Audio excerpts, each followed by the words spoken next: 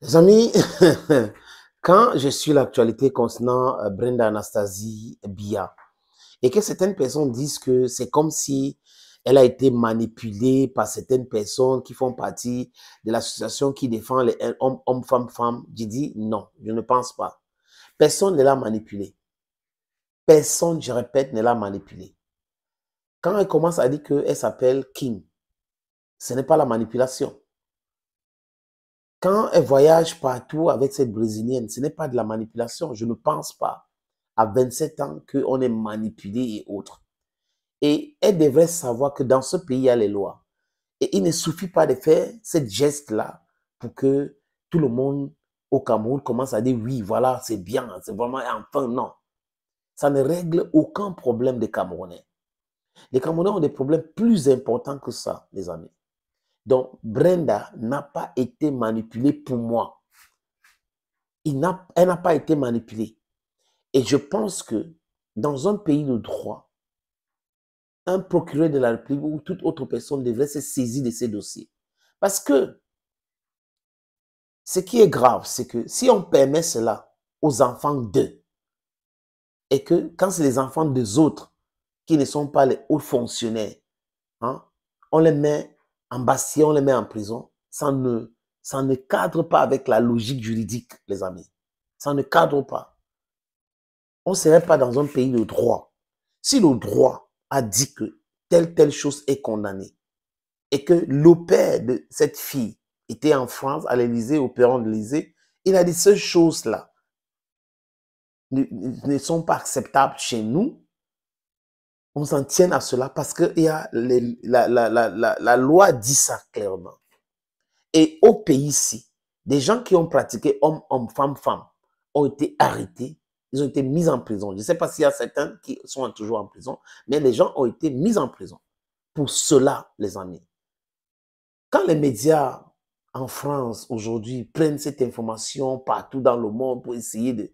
Je vous ai dit que cette histoire de homme, homme, femme, femme, c'est une guerre que les Occidentaux ont voulu mener chez nous pour la réduction de la population.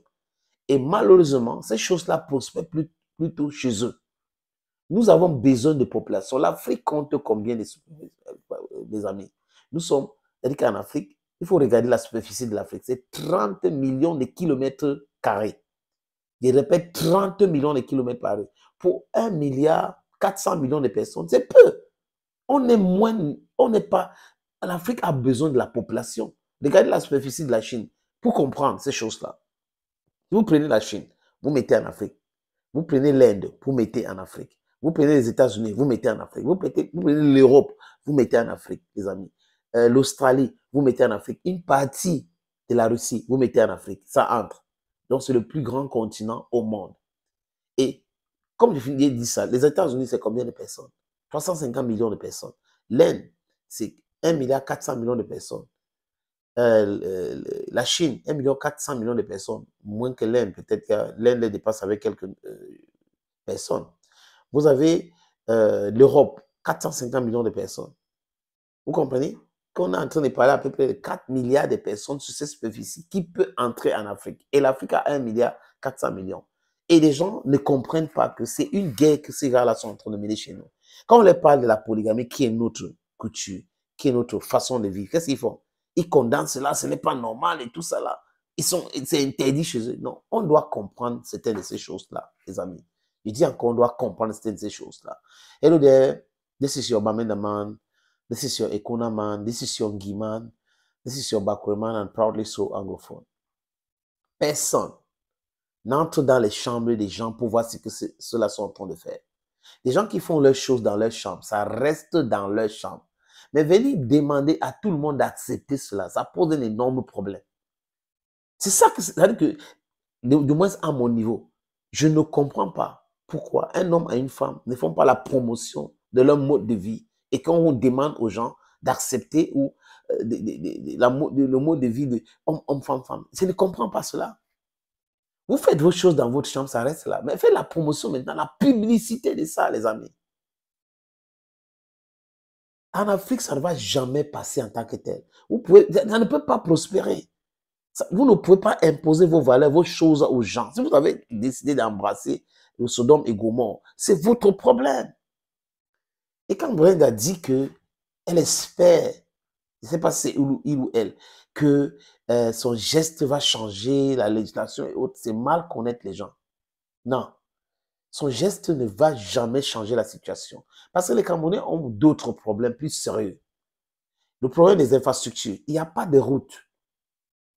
Les accidents routiers aujourd'hui, c'est à cause de quoi? Le fait que les routes sont des pistes au Cameroun. Vous avez les hôpitaux, les plateaux techniques dans les hôpitaux, c'est un problème réel. Et la lumière au Cameroun, c'est un problème denrées rares. Vous avez un problème d'eau au Cameroun. Il y a un problème d'emploi jeune. Vous pensez que tout ce problème-là, c'est moins important que l'acte qu'elle a posé? Elle doit se poser beaucoup de questions. Et elle doit se réveiller. Et je répète encore les amis, je suis d'accord avec cette ONG DDHP qui demande au procureur de la République d'arrêter Brenda, de juger Brenda. C'est important, il faut une plainte contre elle. Si on a déjà fait ça contre d'autres personnes dans ce pays, il faut que cette loi-là soit respectée pour tout le monde. Pour tout le monde. Il n'y a pas de super citoyens, il n'y a pas de super... Non, il n'y a pas.